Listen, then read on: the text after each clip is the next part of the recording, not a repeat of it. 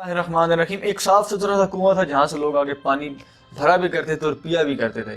वहां पर एक मेंढक पानी पीने के लिए आया और स्लिप हो गया, वो कुएं के नीचे चला गया। कुएं में बिल्कुल जब नीचे जाके वो गिरा तो उसने दूसरों को आवाज दी कि मुझे बचाओ।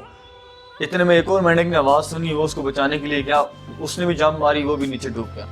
इसके अलावा एक और मेंढक ने जब देखा कि जब दो मेंढक उसके साथ ही नीचे पानी में मदद मांग रहे हैं, तड़प रहे हैं, तो उसने भी उनको बचाने के लिए छलांग लगा दी।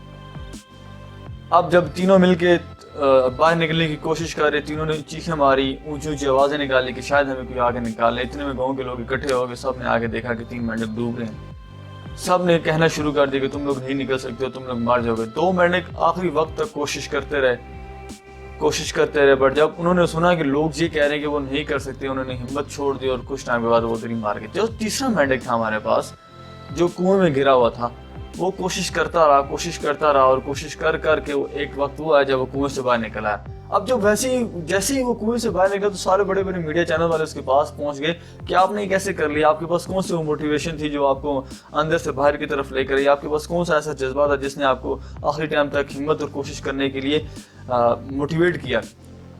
अब जब सारे मीडिया चैनल वाले क्वेश्चन पूछ रहे थे तो उसने यूं करके कहा कि उसको आवाज नहीं आती। बज़ाहिर ये स्टोरी तो थोड़ी सी हंसी मजाक वाली है, बट इसमें बहुत बड़ा लेसन है।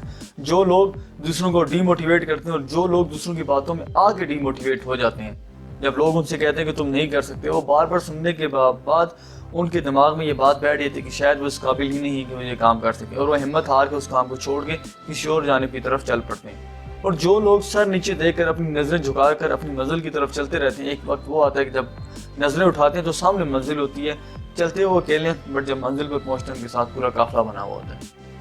तो हमेशा अपनी मंजिल पर फोकस करें, लोगों की बातों पर ध्यान न दें। जो आपको डीमोटिवेट करता है उसकी बात एक जगह से सुने और दूसरे कान से निकाल कर बाहर फेंक दें, क्योंकि आपका मंजिल, आपकी फोकस, आपका मिशन और आपका एम बिल्कुल क्रिस्टल क्लियर होना चाहिए। आप तमाम लोगों का बहुत बहुत शुक्रिया। अस्सलाम वालेकुम।